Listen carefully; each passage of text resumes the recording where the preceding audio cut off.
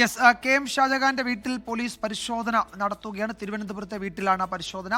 ഹാജരാകാൻ ഒരുപക്ഷെ നാളെ തന്നെ ഹാജരാകാൻ ആവശ്യപ്പെട്ട് ഷാജഹാനും നോട്ടീസ് നൽകും. നേരത്തെ മറ്റു പ്രതികൾക്ക് നോട്ടീസ് നൽകിയിരുന്നു. പലരും ഒളിവിലാണ് എന്നൊക്കെയുള്ള വിവരങ്ങൾ കൂടി ഇപ്പോൾ വരുന്നുണ്ട്. അൻമരിയാണ് വിവരങ്ങൾ നൽകിയത് കൊച്ചിയിൽ നിന്ന്. രാജ്യത്ത് അവശ്യ വസ്തുക്കൾക്കും മരുന്നിനും ചെറുവാഹനങ്ങൾക്കുമുള്ള വിലക്കുറവ് പ്രാബല്യത്തിൽ വന്നു. GST നിരക്ക് പരിഷ്കാരം നിലവിൽ വന്നിരിക്കുകയാണ്. അരുണാചൽ പ്രദേശിലെ ഇറ്റാനഗറിൽ വ്യാപാരികളുമായി പ്രധാനമന്ത്രി നരേന്ദ്രമോദി ചർച്ച നടത്തി. വിലക്കുറവ് ഇടത്തരക്കാർക്കും വനിതകൾക്കും വലിയ ആശ്വാസമാകുമെന്ന് പ്രധാനമന്ത്രി പറഞ്ഞു. നവരാത്രി, ദീപാവലി ഉത്സവകാലത്ത് വിലക്കുറവിന്റെ ആശ്വാസത്തിൽ ജനം. നിത്യജീവിതത്തിൽ ഉപയോഗിക്കുന്ന 400-ലേറെ ഉൽപ്പന്നങ്ങൾക്കാണ് വില കുറയുക. സാധനങ്ങളുടെ പാക്കറ്റിൽ പഴയ വിലയാണെങ്കിലും പുതിയ GST അനുസരിച്ചായിരിക്കും ബിൽ. ഉപഭോക്താക്കൾ ഇക്കാര്യം ഉറപ്പുവരുത്തണം. വില കുറവ് ലഭ്യമാകുന്നുണ്ടോ എന്ന് GST വകുപ്പ് പരിശോധിക്കും. അരുണാചൽ പ്രദേശിൽ വ്യാപാരികളുമായി പ്രധാനമന്ത്രി ചർച്ച നടത്തി. വിലക്കുറവ് ഇടത്തരക്കാർക്കും വനിതകൾക്കും വലിയ ആശ്വാസമെന്ന് പ്രധാനമന്ത്രി. GST बचत उत्सव की फिर से एक बार बधाई दूंगा. नेक्स्ट जनरेशन GST रिफॉर्म का भी बहुत बड़ा फायदा उन्हें ही मिलने वाला है. आपको अब हर महीने घर के बजट में बहुत राहत मिलने वाली है. GST നിരക്ക് പരിഷ്കാരം നിലവിൽ വന്നതോടെ ഷോപ്പുകളിൽ ബില്ലിംഗിൽ മാറ്റം വരുത്തി. പരിഷ്കാരം ചില്ലറ വിൽപ്പനയിൽ വലിയ മാറ്റങ്ങൾ ഉണ്ടാക്കുമെന്ന് കച്ചവടക്കാർ. ഈ സാധനങ്ങളെല്ലാം 18%, 22% ഉണ്ടായിരുന്ന സാധനങ്ങൾ വരെ ഉണ്ടായിരുന്നു. ബേക്കറി മറ്റേ ഐറ്റംസ് എല്ലാം അതെല്ലാം 5% വരിക എന്ന് പറഞ്ഞാൽ സ്ലാഷ് ചെയ്ത് വരും എന്ന് പറയുമ്പോൾ അവർക്ക് ഒരുപാട് തീർച്ചയായിട്ടും പർച്ചേസിംഗ് കപ്പാസിറ്റി കൂടും. ഒരുപാട് നല്ല സാധനങ്ങൾ വാങ്ങിക്കാൻ പറ്റും. സിമന്റ് ഉൾപ്പെടെയുള്ളവർക്ക് വില കുറയുന്നത് നിർമ്മാണ മേഖലയ്ക്കും ആശ്വാസമാണ്. കാറുകൾ ഉൾപ്പെടെ ചെറുവാഹനങ്ങളുടെ വിലയിൽ വലിയ മാറ്റമാണ് ഉണ്ടായത്. സിഗരറ്റിനും മദ്യത്തിനും ലക്ഷറി വാഹനങ്ങൾക്കുമാണ് പുതുക്കിയ GST പ്രകാരം വില കൂടുക. 40% സിൻ ടാക്സാണ് ലഹരി വസ്തുക്കൾക്ക് മുകളിൽ ചുമത്തുക. News desk 24. പുതുക്കിയ GST നിരക്ക് നിലവിൽ വന്നതോടെ ജനങ്ങൾ പ്രതീക്ഷയിലാണെങ്കിലും സംസ്ഥാന സർക്കാർ ആശങ്കയിലാണ്. സംസ്ഥാനത്തിന്റെ വരുമാനത്തിൽ 8000 കോടി രൂപ വരെ നഷ്ടമുണ്ടാകുമെന്നാണ് പ്രാഥമിക വിലയിരുത്തൽ. വേണ്ടത്ര പഠനം നടത്താതെ നടപ്പാക്കിയ പരിഷ്കാരമെന്നാണ് ധനമന്ത്രി KN ബാലഗോപാലിന്റെ പ്രതികരണം. ഒരു ഉത്പന്നത്തിൽ ഈടാക്കുന്ന GSTയുടെ പകുതി സംസ്ഥാനത്തിന് അർഹതപ്പെട്ടതാണ്.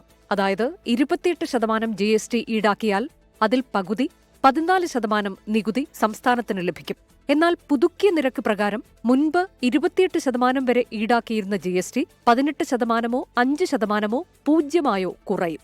സ്വാഭാവികമായും സംസ്ഥാനത്തിന് ലഭിക്കേണ്ട നികുതി കുറയും. കേന്ദ്രത്തിന് വിമർശനവുമായി 24നോട് KN ബാലഗോപാലിന്റെ പ്രതികരണം ഇങ്ങനെ. കേന്ദ്ര ഗവൺമെന്റ് 50,000 60,000 എവിടെ സ്റ്റഡി ചെയ്തിട്ടില്ല. ഞങ്ങൾ കമ്മിറ്റിയിൽ അംഗമാണ്.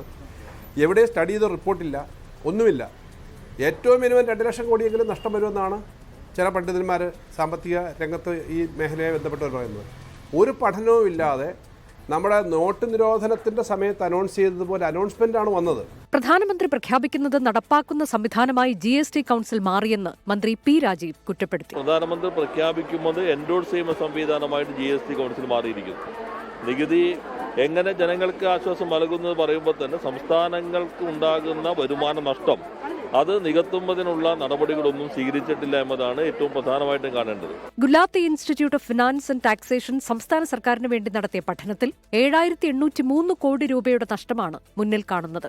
സാമ്പത്തിക വർഷത്തിന്റെ 6 മാസം പിന്നിട്ടതിനാൽ ഇനി ഈ വർഷം 4000 കോടി രൂപയുടെ നഷ്ടമാണ് സർക്കാർ മുന്നിൽ കാണുന്നത്.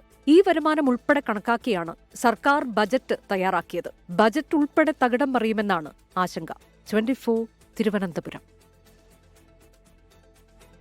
മറ്റൊരു പ്രധാന റിപ്പോർട്ടിലേക്ക്. ഐക്യരാഷ്ട്രസഭയുടെ പൊതുസമ്മേളനത്തിന് ന്യൂയോർക്കിൽ തുടക്കമായി. ഇന്ത്യയെ പ്രതിനിധീകരിച്ച വിദേശകാര്യമന്ത്രി ഡോക്ടർ എസ് ജയശങ്കർ പങ്കെടുക്കും. അതേസമയം H1B വിസ വിഷയത്തിൽ US സ്റ്റേറ്റ് സെക്രട്ടറി മാർക്കോ റൂബിയോയുമായി എസ് ജയശങ്കർ ഇപ്പോൾ ചർച്ച നടത്തുകയാണ്. UN ആസ്ഥാനത്ത് നിന്ന് മധു കൊട്ടാരക്കര വിവരങ്ങൾ നൽകും. മധു കൊട്ടാരക്കര, വളരെ പ്രധാനപ്പെട്ട 2 യോഗങ്ങൾ, ഒന്ന് UN ജനറൽ അസംബ്ലി നടക്കാൻ പോകുന്നു.